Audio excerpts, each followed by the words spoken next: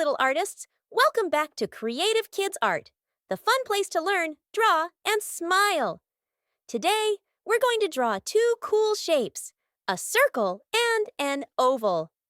And guess what? We'll also learn the difference between them. Let's go! Step 1. Drawing the circle. First, let's draw a circle.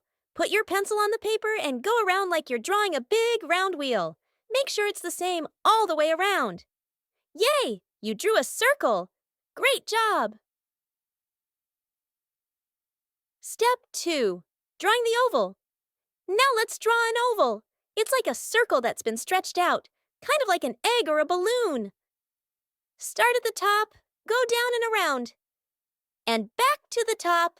It's longer on one side and shorter on the other. So, what's the difference between a circle and an oval?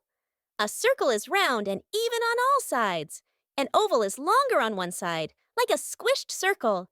You'll find circles in clocks, coins, and wheels, and ovals in eggs, balloons, and even your face.